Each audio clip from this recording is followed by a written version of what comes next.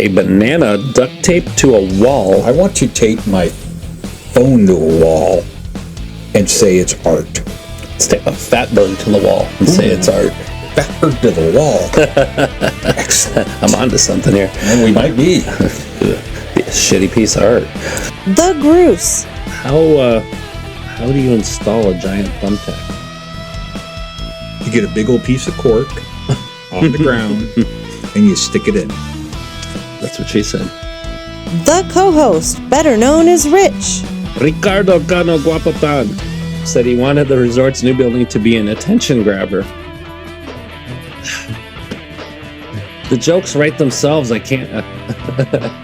He wanted his attention grabber to be a cock.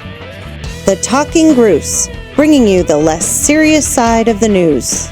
Brought to you from the Rocket Courier Studios in Tempe, Arizona. Now, your host, The Gruse. Hey, hello everybody. Welcome to the latest episode of the Talking Gruse. We bringing you the less serious side of the news. We just got through the Thanksgiving holiday. How was your Thanksgiving, co-host? It was good. Spent some time with my family. Yeah. Eat too much? No. Oh, My brother-in-law smoked a turkey. Ooh. Yeah, it was good. You know, I used to brine turkeys every year. I did that for a number of years. I mean, it's a huge process, like smoking nonetheless. My dad used to smoke turkeys. I seem to remember that. Yeah. And before he started smoking goats.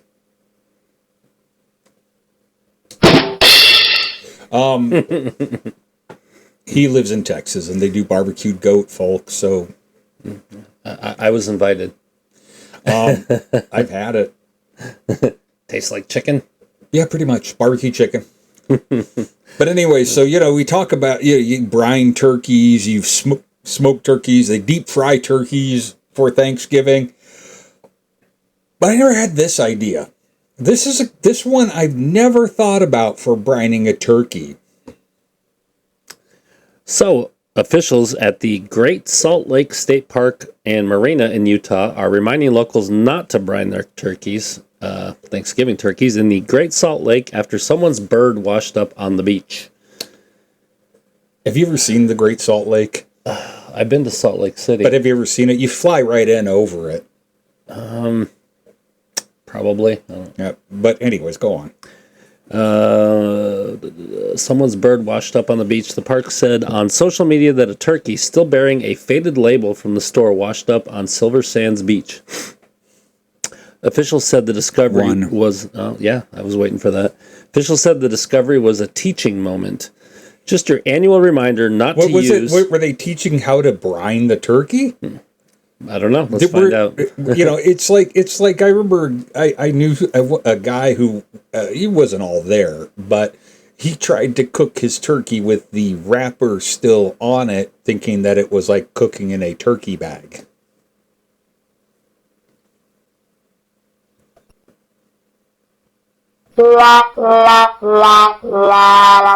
Fail. So, just your annual reminder not to use Great Salt Lake to brine your turkey, the Post said. Not only is the salinity too high for a proper brine, the waves can be very strong, and there's a good chance you could lose the entire turkey, as this person did. It ended up washed up on Silver Sands Beach, and somebody went turkeyless. Well, my thoughts are that they actually put the turkey on there, put it in there on an accident. I'm hoping. I don't know how often this comes up. We'll have to do a little research, folks, on brining turkeys in Salt Lake, in the Salt Lake. Utah problems. Yeah, they have. Wow, the Great Salt Lake. I mean, and when you were a kid, were there times where you needed help with your homework? Usually. Yeah, and I remember, even though my parents were teachers, I still needed help with my homework. I never wanted to do homework. I tried to do it at school so I could go home and play video games. Oh, well, there you go. But, you got to give it to this one kid, because this is a very, very good use of the public safety systems, I would say, because I would consider it an emergency. So a Wisconsin sheriff's deputy came to the rescue of a 10-year-old who called 911 to ask for help with math homework. Had to be math. Did you know that it's proof that the devil does exist? Because who else would put the alphabet in with numbers? The alphabet with numbers. Algebra. Right. People, please. This is crucial. Nod to Mr. Anthony, who we just saw about a month ago. The Shawano County Sheriff's Office said on social media that a dispatcher answered a 911 call from a 10-year-old who called to say that he needed help with his math homework. He stated that his family wasn't very good at math either, and he needed help, the Post said. Sheriff George Lenzner said dispatcher Kim Krause explained to the young caller that 911 was not the appropriate number to call for homework help, but she also offered her assistance. She had some time. It must have been a slow day. Yeah. No, nothing getting stuck in strange orifices that day. Yeah. She had some, Armageddon! Yeah. Can I help? She said, can I help you with the problem? And well, he gave this long problem with decimals, and she was unable to help him. Math, it really does work in the real world. So she informed him, well, let me see if I've got a deputy near your residence. She told, the sheriff told Good Morning America. So Sheriff Chase Mason was in the area, agreed to take a look at the math. Personally, I am also not overly proficient when it comes to math, but nonetheless, I responded to assist, he wrote in his report about the incident. Mason has a stepson about the same age as the caller, and he sat down with the child and was able to solve the decimal-related math problems. Our young caller was provided a business card and was told we are always here to help, except next time he should probably use the non-emergency line if it's not a life-threatening situation. It could have been life-threatening, being that Shawano County is that like the Mayberry of Wisconsin or something? I don't know, but that's here's our card. We'll come and help you. I'll send Barney next time. Yeah, but think about that.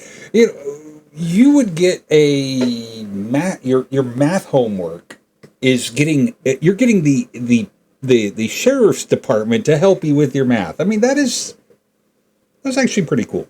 Could you imagine?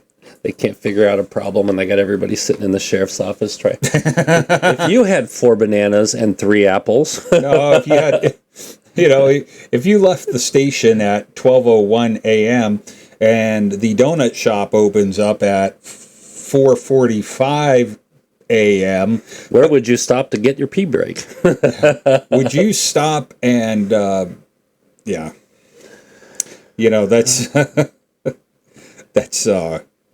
would be the type of math problem that I would need help with. God.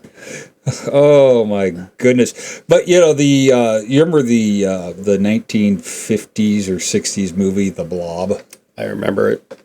I remember seeing it in Beware rerun. of the blob. It reaps, it creeps, it crawls down walls. It is. I don't know the song. You don't. Yeah. But here we actually do that. The blob does exist. We may have a blob in training here. The U.S. Fish and Wildlife Service's Midwest Fisheries Center shared photos of telemetry. Once again, folks, we have passed the technical difficulties of our show, but now we have verbal difficulties. Yep, there you go. Telemetry. Come on. So the Midwest Fisheries Center shared photos of a telemetry receiver found covered in a living blob of jelly. The center said on social media that the researchers hauled the receiver up to the surface and were surprised to see it covered in a blob of jelly comprised of thousands of animals. Ooh. This is going to be a fun one. Pectinatella magnifica. We'll give them that one because I couldn't even try to pronounce that. I wouldn't even try. Also known as the magnificent bryozoan, forms large colonies. Sometimes. Now presenting the magnificent bryozoan. Yeah, I wonder if that would be a good name for a magician. It forms large colonies, sometimes bigger than a basketball, the Post said. An individual creature called a zooid, this one's got all sorts of fun words in it, is smaller than a sesame seed and resembles... Yeah. Oh, did I sniff? Yep. See? I do it without even noticing. Sesame seed that resembles a tiny horseshoe with tentacles, the researchers wrote. These zooids live together in dense jelly-like masses where they feed and reproduce. Ooh, sounds like fun. The center conceded the animals might look strange and maybe even a little gross, but they are a natural part of the underwater ecosystem and pose no danger to people. This blob will die and decompose over the winter, but its offspring will float away and form new colonies elsewhere next summer. Yummy. Researchers said it was the first time that a telemetry, hey, got it right that time, receiver. I can't even figure out what it is. Clap for me, man. No, there we go. Okay. Had been found covered in such a colony. Although the devices have previously played host to animals including insects, snails, mussels, crayfish, and even the occasional mad tom. Not sure what a mad tom is. Google it, folks. Yeah. Tell us what it is in the comments below. I'm sure it will be a short. And tell me if it's different than a sad tom, a bad tom, or a happy tom. Yeah. If it's a mad tom, I mean, there has to be a happy tom. Yeah. So we've made a lot of jokes about the English sewers and now Australia last week with fatbergs.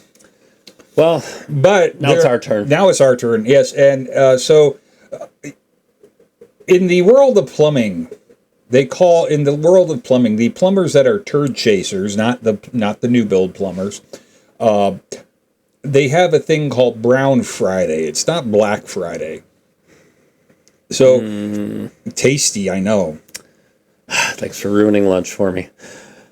Plumbers in the United States are preparing for Brown Friday, the busiest day of the year for their profession, and one analysis suggests Los Angeles is likely to be the most clogged city. Oh, I'm so surprised. The country's plumbers refer to the day after Thanksgiving as Brown Friday, as it's consistently the busiest day of the year, averaging 50% more calls than the average Friday. Everybody's clogging up the toilets with their turkey droppings. I don't know, yeah. Plumbing company Roto-Rooter, that's the name. Yeah, Roto-Rooter, you never heard of them? No, and we'll wave your troubles down the drain. Yeah. Yeah, duh. Said the main culprits are clogs in the kitchen sinks, toilets, and garbage disposals.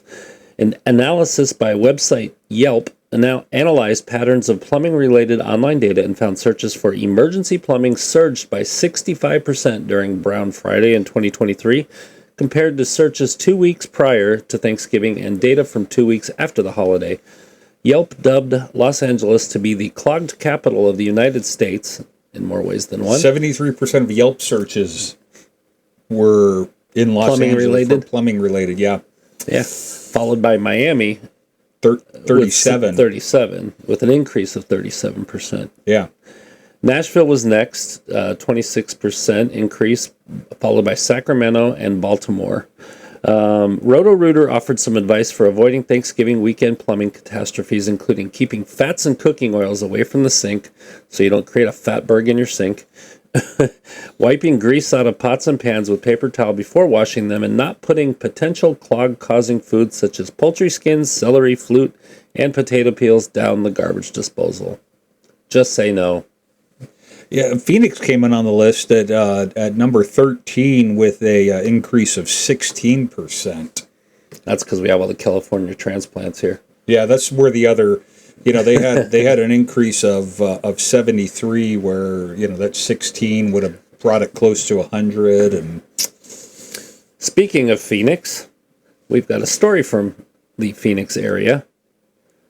Yeah, this one I don't even remember hearing about this I on the radio or anything. Neither do I, but it's the Loop 303 in Northern. It's so not exactly centrally located. I don't really pay attention to things on that end of the valley when I'm out running around. I really have no reason. I go over there once in a great while for a delivery, but an overturned truck on an Arizona highway committed a massive party foul when it overturned and spilled thousands of White Claw cans onto the road. Rural Metro Fire West County said the 16-wheel dumpster style truck. All of you who don't know, Rural Metro is the world's second largest public safety operation out there. They're based here out of Phoenix. There's one organization that's actually bigger in, I think it's like Sweden or Denmark, because they offer police services. Oh, Rural Metro does not. No. So, yeah, Rural Metro said that the 16-wheel dumpster-style truck overturned on the Loop 303 freeway, which is way out west, like East LA almost, at the Northern Avenue interchange. Look at the map behind us, guys. You'll see it. About 11:30 a.m. on Tuesday, the truck rolled over onto the driver's side, and its load of empty hard seltzer cans spilled out across lanes of traffic. Empty? Why would it be empty? That's what I thought when I read it. I was like, why is there so many? I guess it was on the way to a recycling place. Oh. But why would there be so many empty cans of that one product? From a bar. Where did I put my water? Oh, back there, So, officials said the truck is believed to have been hauling the empty cans to a recycling center when it overturned. No one was injured, and an investigation into what caused the truck to lose control is underway. Could you imagine the I-10? Oh, if that would have happened on I-10, folks, the valley would have been screwed. It would have been a shutdown of major proportions. Because, it's pretty sad that I-10 doesn't have as many lanes as US 60 out here in some areas. Yeah. Just saying. So we've heard of snakes on a plane. Oh, yeah. We've heard of snakes on a plane. We've heard of, what was the other thing? Snakes on a truck? No, what was the other thing on the plane? I don't remember. Yeah, me neither. But so now we've got hamsters on a plane. Yes, hamsters on a plane now. I mean, they're this big, folks. They're not that dangerous. I like the elephants in cartoons. Ooh, we can use the scream? There we go. Yes. A plane was grounded for 4 days. 4 days? That's what I'm saying. At a Portuguese airport when 132 hamsters escaped from boxes in the cargo hold. The TAP Air Portugal flight from Lisbon to Ponta Delgada Airport featured a full contingent of passengers as well as hamsters, ferrets, and birds en route to a pet store. The flight ended up grounded in Ponta Delgada when 132 hamsters were found to have escaped into the cargo hold. They were looking for the fatbergs. They could pose a risk to the plane's electrical wires. So it was... officials said the plane was kept at the airport for safety reasons because they could pose a risk to the plane's electrical wires. Workers spent 4 days scouring the plane for the loose rodents, and the Airbus A320 finally returned to Lisbon on Sunday. Oh, well, good. It finally got home. But why would I guess people are afraid of hamsters. I mean... Well, if they're going to chew up the wires, that's a little bit... that's a little concerning, actually. I mean... But it does not say... I don't think it was hamster-friendly. It doesn't say no hamsters were harmed. Hamsters are people too, man. And so it's funny. So we've heard stories and throughout, people giving birth to kids in their car, at the restaurant. I've never heard of this one. And here's my question. Would they need to buy this kid a ticket? Knowing the airlines, probably. Yeah. So a woman's travel plans were put on hold when she went into labor during a layover at a Miami International Airport in Florida. Miami-Dade fire rescue personnel responded to the airport just after 5 p.m. Tuesday after a passenger's water broke and she started giving birth near Checkpoint 1 in the hub's pre-security area. Good thing she didn't go through security. Yeah, they would have had, I mean... They wouldn't have been able to help her. They would have had all stripped naked to get through there or something. But she got the pat down. Are you trying to stow another passenger there, ma'am? Yeah, no. I was going to say maybe the pat downs would put her into labor, but she wasn't quite there yet. Yeah. The firefighters, Miami-Dade Police Department officers, U.S. Customs and Border Protection agents, and Miami-Dade Airport Division staff help. Once again, folks, we have No technical problems, but we have reading issues. My brain... LeVar Burton would be disappointed in you. Reading Rainbow. my mouth can't keep up with my brain. Helped the woman give birth before the ambulance arrived to take the mom and newborn. Do you actually have a brain? Yeah. I've lost count. How many's that? I've lost count. It's so many. They took him by ambulance to a local hospital. An airport employee said the woman was between flights and awaiting a plane that would have taken her to another state when her water broke. You know, at least it didn't happen in midair. Yeah. They would have had to land that plane if it happened in midair. Yep. I mean, so now, like I said, I still want to know if what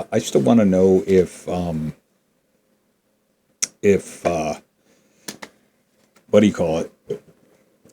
I want to know if they had to charge for the ticket for that kid. It's been so long since I've traveled with infants, I don't remember. Speaking of which, did I tell you? Oh, what, you got another kid coming? Richie and Amy are expecting baby number 2. Oh, well, good for him. So I'm going to be a grandpa for the 3rd time. That's where all this grace coming from. I got you beat. But at least I look wise with mine. Sure, keep telling yourself that. So this is pretty bananas here. This is I like bananas and I like stories about bananas, but this is a little bit... The story's a little fruity, folks. So, a Swedish minister's staff insist on banana-free rooms due to the weirdest phobia. And they may be right. This may be the weirdest phobia I've ever heard of. This is a strange one, and Banana phobia can cause serious symptoms like anxiety and nausea. It can be triggered by seeing or smelling the fruit. A Swedish minister's phobia of bananas has led officials to insist rooms are free of the fruit ahead of any meeting or visit, according to reports. Here's the kicker. The instructions from Gender Equality Minister Paulina Brandberg's staff were seen in leaked emails published by Expressen. Now, hold right there. So here's my question. Did Paulina have some bad experiences with bananas? Is Paulina like a cis woman or a post-op woman? Yeah. If she's gender equality minister, only God knows which one of the thousands of genders she is. So go on. Yeah. Bad experience with the banana. The tabloid quoted one of the leaked messages sent to the Norwegian Judicial Agency ahead of a VIP lunch as saying she had a strong allergy to bananas, so it would be appreciated if there are no bananas in the areas where she will be staying. Okay, we'll give that to her. We have no bananas today. Yes, we have no bananas. Come, Mr. Tallyman, tally me banana. Daylight come, me wanna go home. A similar email... similar emails reportedly sent to the county administrative board said no bananas are allowed on the premises either. Brandberg told Expressen that it was an issue she was getting professional help with. An allergy? Yeah. Okay, she is reported to have posted on X, which was then Twitter, in 2020, saying she has the world's weirdest phobia of bananas. The post has since been deleted, and banana phobia can cause serious symptoms like anxiety and nausea and can be triggered by seeing or smelling the fruit. I have the phobia of banana phobia, people with banana phobia, because you're just a bunch of weirdos. Well, they find things out every day in the world of medicine. We're gonna need a vaccine for that, folks. I'm sorry. And, at least it was Sweden. And not here. But on the same note of bananas, now this is really bananas. So, a banana duct taped to a wall. I want to tape my phone to a wall and say it's art. Let's tape a fatberg to the wall and say it's art. backward to the wall. Excellent. I'm onto something here. Well, we might be. Be a shitty piece of art. Well, you got to be bananas to spend $6.2 million on one. That's right. The controversial art piece called Comedian has been bought by a prominent cryptocurrency entrepreneur. After laying out millions, he says he's going to eat the banana. Hopefully it's, not rotten by now. A banana duct taped to a wall has sold for $6.2 million, also 4.9 million pounds. Yeah, you're right. Pounds. Okay, yeah. I was going to say that's not the euro symbol. But nope, that's pounds. The conceptual art piece called Comedian became a viral sensation after Italian artist Maurizio Catalan debuted it at Art Basel Miami Beach in 2019. It's been sitting there for 5 years? No, it hasn't, but go on. Festival goers tried to make out whether the single piece of fruit stuck to a white wall with silver tape was a joke or cheeky commentary on questionable standards among art collectors. The Sotheby's auction house said that's the one I believe.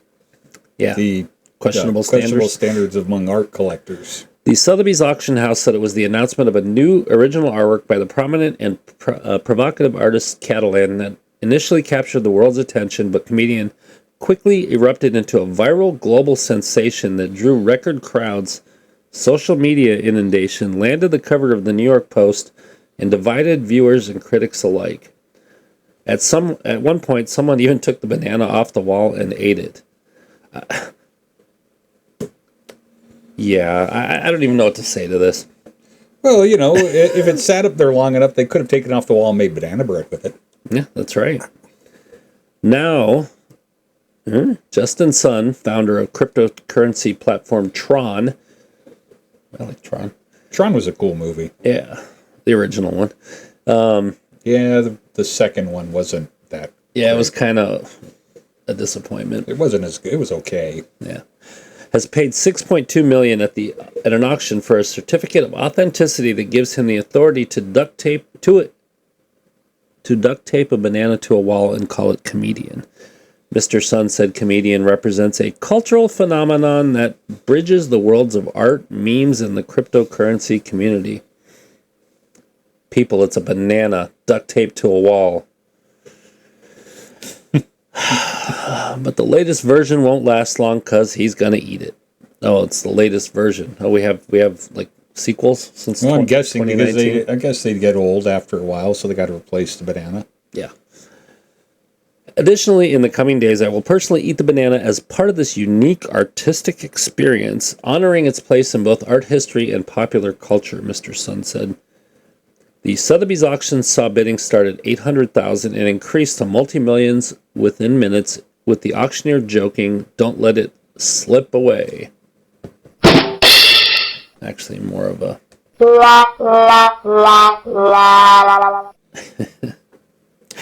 That's one that needs a Waldorf and Statler. Yeah, but still 6.2 million for the banana on the wall. That's a little bit ridiculous. Let's go ahead and I'm just gonna cut to the picture of the banana right now, so you guys can take a look at it. So here comes a picture of the banana.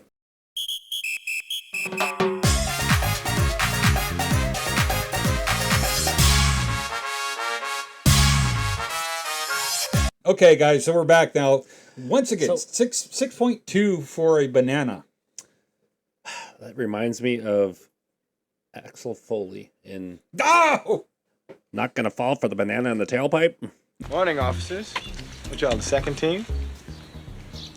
We're the first team. Yeah, we're not gonna fall for a banana in the tailpipe. You're not gonna fall for the banana in the tailpipe? It should be more natural, brother. It should flow out like this. Look, man, I ain't falling for no banana in my tailpipe. See, that's more natural for us.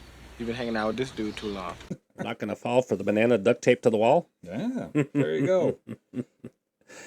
Lucius Elliott, head of contemporary marquee sales at Sotheby's, said there's been much debate over whether this is art, whether it's a prank, or whether it's a symbol of the excess of the art market. In truth, it is, of course, all of those things, he concluded. And we have a follow-up. Yeah, the follow-up is the actual guy ate the banana. Most expensive banana ever. The Tron founder previously labeled the controversial art piece a cultural phenomenon, an assessment that failed to stop him from eating it.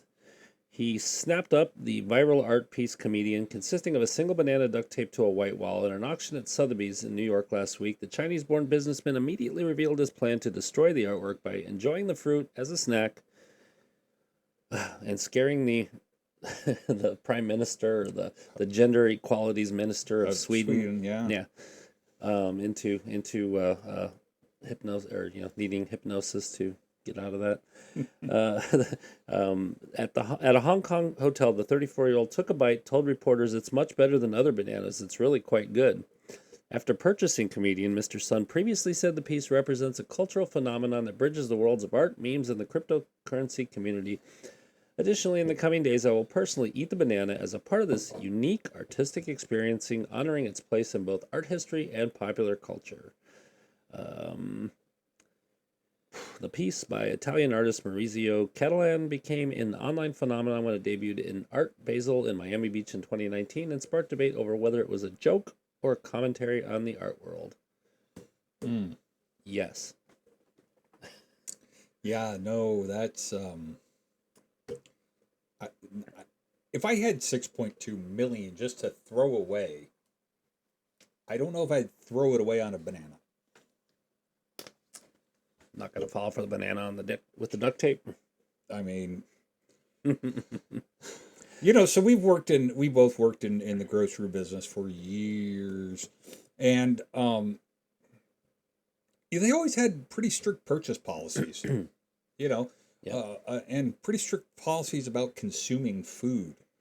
Yeah, I remember Smith's had the bins of food, and people were always grazing. Yeah, I mean, also if there was stuff that was dead at the end of the day, which technically isn't dead, but by food safety standards is, they would just throw it out. You just throw it out, or you throw it in the freezer nowadays to give to the food bank later or what have you, but you don't, as the employee, consume it. But I want to go to work in Spain in the grocery business. A Spanish court has upheld a ruling that a supermarket worker was unlawfully fired for having eaten a croquette that was going to be thrown away after not having been sold from the store's deli section. It reminds me of when McDonald's used to throw away burgers because it passed the time. Yeah, and don't you dare eat that. Hi, Barb Canberg, if you're out there. The worker was fired in July 2023 after he had snarfed down the fried snack, which was destined for the trash after the store had closed for the day. In a verdict that the Associated Press saw on Wednesday, the Superior Court of Castilla-La Mancha recently rejected... Wait, was the man of La Mancha there? No, the judge of La Mancha was there. He recently rejected an appeal by the supermarket chain Mercadona of a decision by a lower court in May 2024 in favor of the worker. The company's policy is that workers are prohibited from consuming any product found in the store without having paid for it previously. Purchase policy. Yeah. But the Superior Court found it was common practice for workers to snack on ready-to-eat food products that were going to be thrown away after closing hours. In its ruling, it also insisted the important detail that the worker didn't eat an entire package of croquettes, but instead one single one that was not going to be put back on sale the following day. The lower court ruling in May determined that the worker be reinstated to his job and the supermarket chain pay him 39,700 euros, which is about 41,800 in lost wages, dollars American. The higher court has now added that Mercadona must also pay the worker 600 euros or $633 for his legal fees. Mercadona did not immediately respond to an email from the AP asking for a comment, and the court documents didn't indicate the flavor of the croquette, which in Spain is a popular food type typically made from ham, chicken, or cod. The ham and chicken the ham definitely. The chicken I could... cod no. Cod croquette. So Yeah, so we had since the last time we were on here, we had a passing of a few of our favorite people. John Tenniswood, the oldest man alive, 112, passed recently. do they know who the next oldest is now? No, I don't think that's come out yet. Okay. I don't think it's come out yet. Wasn't he a World War II veteran? He was born the year the Titanic sank. So he'd been around. Yeah. And then also another fella that we always pay homage to at the end of our shows, Chuck Woolery passed away. Yeah, 83? 83 years old, and that was about it. So Chuck Woolery was hosting Scrabble. Yeah. The day that I was home from school sick and I was watching Scrabble and the space shuttle blew up. Oh, really? That's how I remember Chuck Woolery. Yeah. I was at school. Yeah, I was homesick that day. Sick, Thanks, Mom. And I ended up going to school in the second half of the day just to kind of see how everybody was taking it. But it was weird. I always remember Chuck Woolery for that. I mean, it ends up he was a pretty good dude. Yeah, he was. Yeah. So here we go with a short Chuck Woolery and Alfred Tenniswood montage for you guys.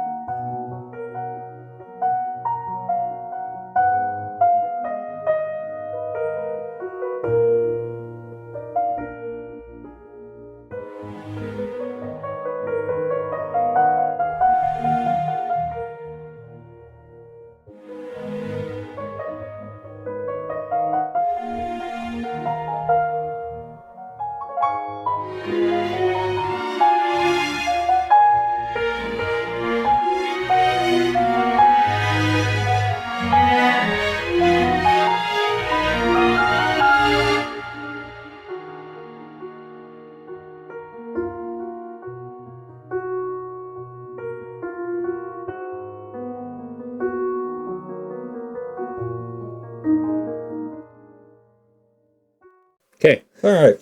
So welcome back, everybody. I hope you enjoyed that little tribute to Chuck and to John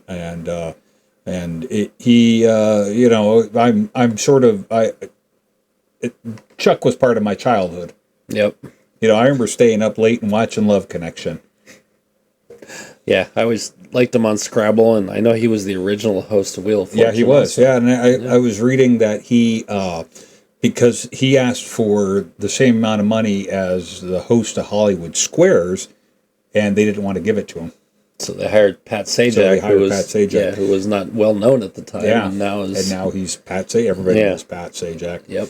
And now it's Ryan Seacrest, who actually sounds like Pat Sajak.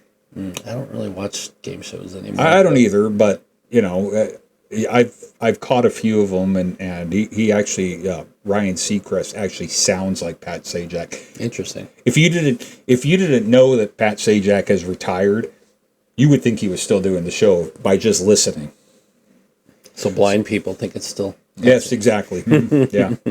Anyways, now on to our weekly usual thing of strange world records.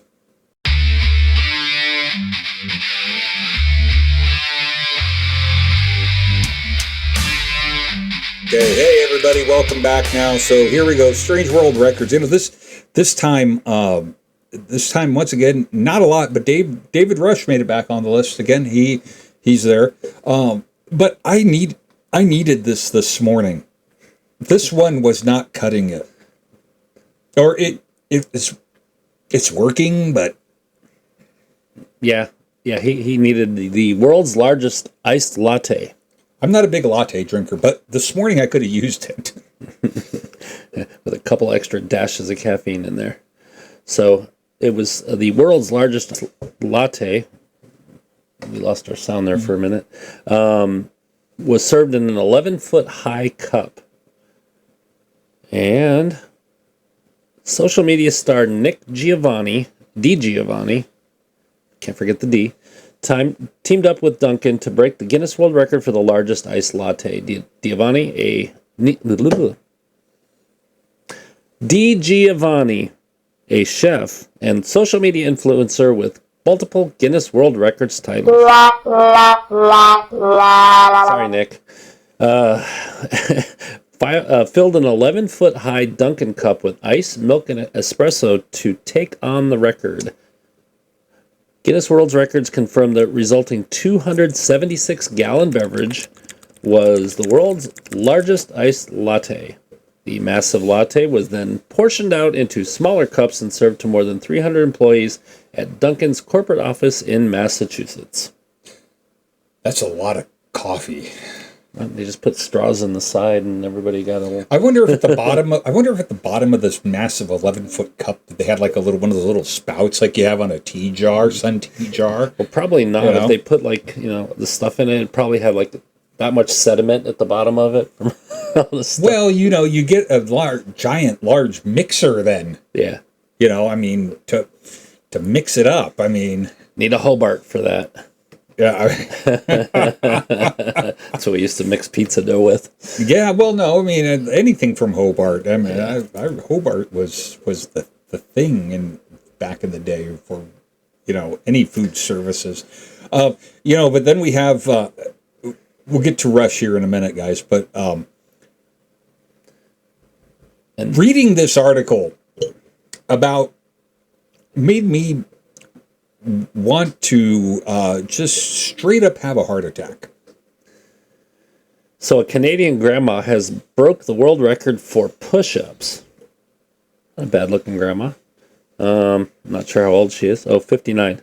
But, so here's my thought. So you say not a bad-looking grandma. So, being that we're both of the 50 number, somebody who's 9 years older than us actually did something we probably couldn't. Yeah. A Canadian grandmother completed 1,575 push-ups in 1 hour. God, I couldn't do that many in a month. Earning her second Guinness World Records title. Donna Jean Wild, 59, of Beezer, Alberta, took on the title for the most push-ups in 1 hour female and managed to surpass the previous record with 17 minutes of her attempt remaining. Wow.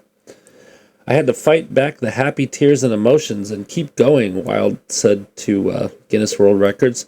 I still felt quite strong, and I was aiming for a high number of push-ups to complete in the next 17 minutes.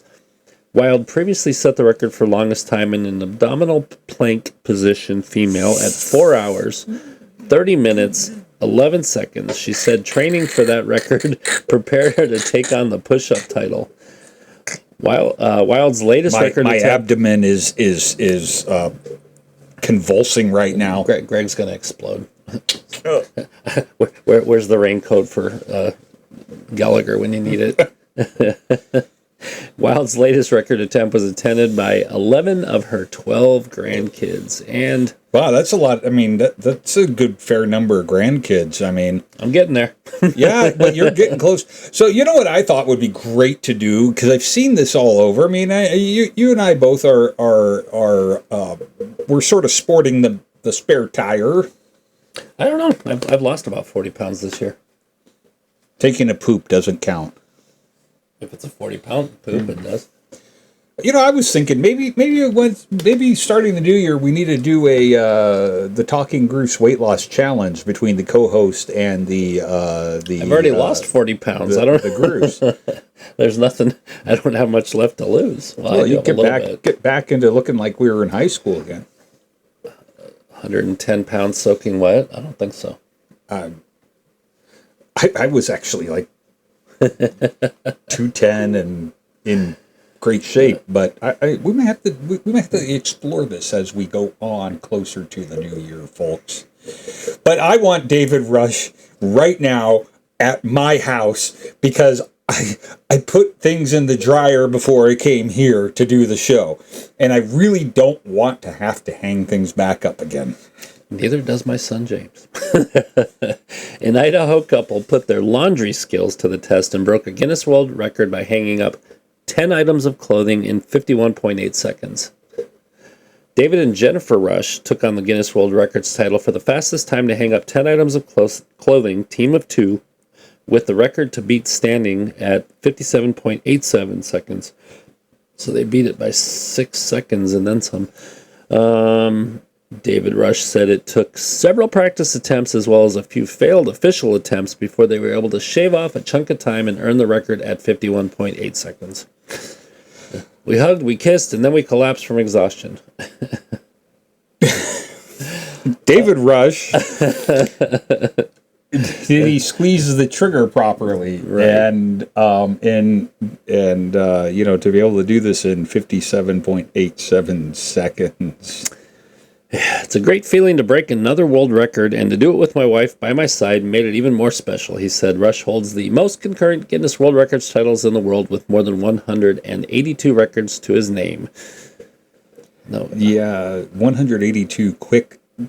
One of them's pretty quick. Two of them. Well, let's see. He wasn't self-pollinating anything, but he was squeezing the trigger. And when he says, we hugged, we kissed, and then we collapsed, I thought of Wayne's World, where he says, we came, we saw, we hurled. oh my God! Pardon me. Do you have any Grey Poupon? Ribbed for her pleasure. Ew. Anyways, with all that, folks, so that brings us to the end today, and the heavenly angels are. There they are. Yep, they're taking us away. This time. Oh wait, no, that's a good thing. Never mind. No, don't be pushing that button. I need to put a little cover over that button to be used only on occasion. He's going to open this thing up and he's going to find out which one controls that button, just to make sure I can't use it.